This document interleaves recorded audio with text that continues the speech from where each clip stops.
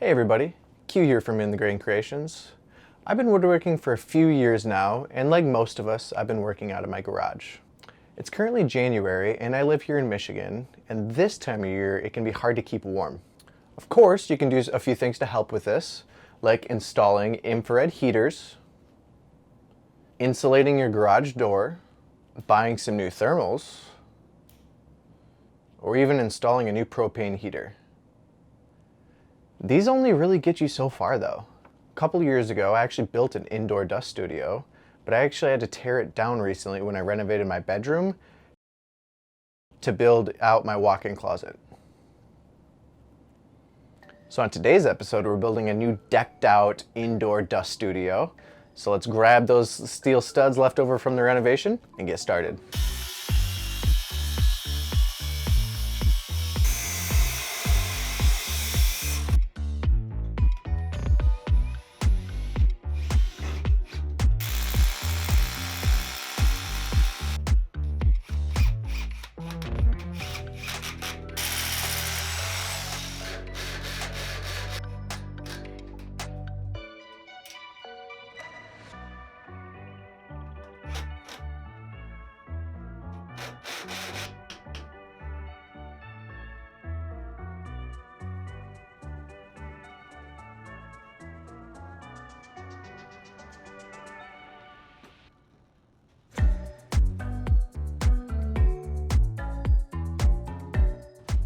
Ooh, that's just buttery smooth.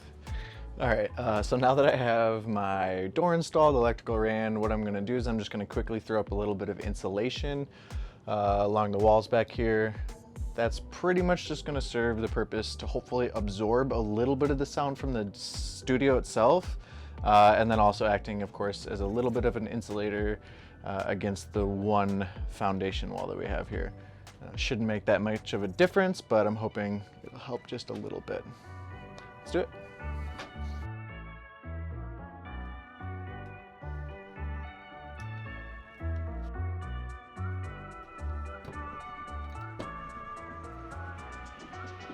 So it's probably been about a week or so since I've recorded anything in here, but we have made a little bit of progress. We went ahead and sealed off the dust studio from the actual furnace itself. What I did was I installed a plastic sheeting, 3mm plastic sheeting, just sealed up around all the edges.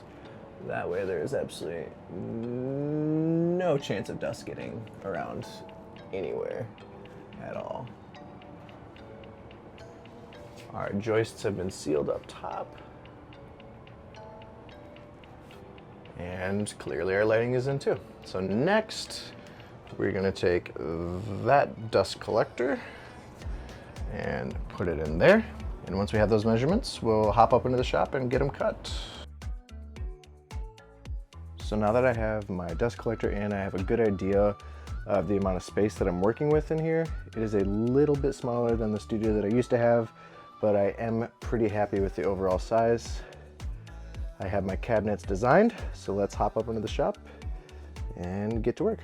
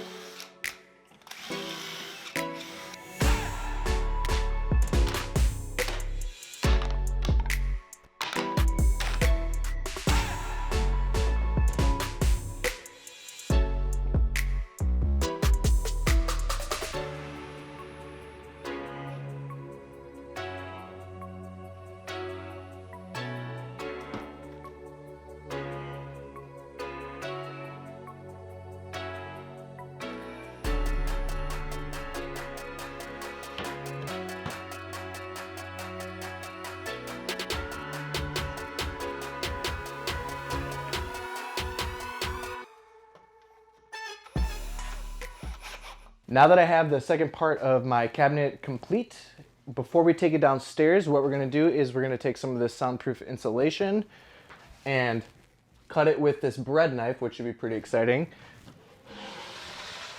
We're gonna squeeze it into the bottom cavity. That way we won't have to worry about it when we get downstairs. And then once it's downstairs, we'll take extra insulation and line all of the walls and the top to help dampen the sound as well.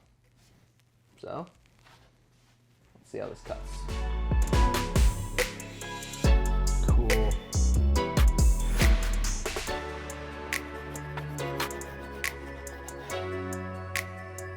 Pretty clean.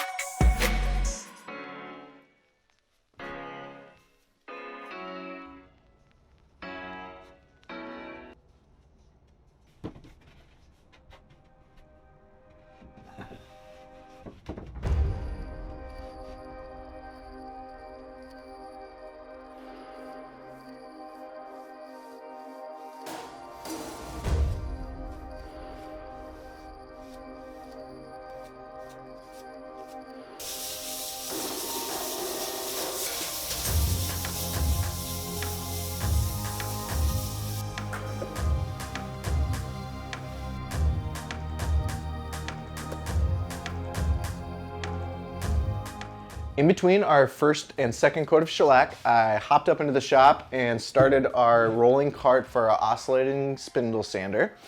Now that we're waiting for the second coat to dry, I'm just gonna quickly make some drawers. I'm thinking 3 drawers, 2 smaller ones and a big one on the bottom. Cool, let's do it.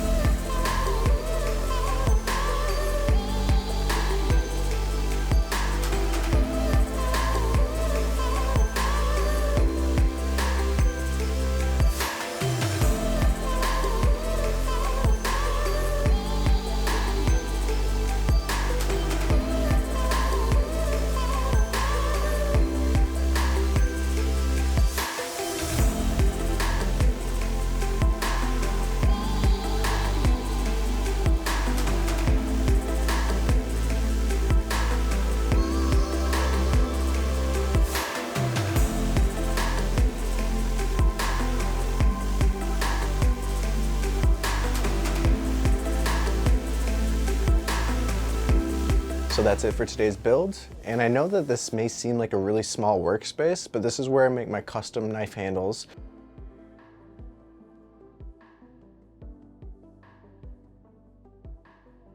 And my wooden and resin jewelry, so it really suits my needs. In the process of this project, I use a few channels as reference, so I'd like to give a couple shout outs. Firstly, I'd like to thank Kyle from RR Buildings. I've had some experience with hanging doors, but never doubt that I can learn a little bit more. His video for installing a door in under 10 minutes was simple, straightforward, and full of great tips and tricks. Secondly, I'd like to thank Belinda Carr. She helped choose the right installation for soundproofing my air compressor.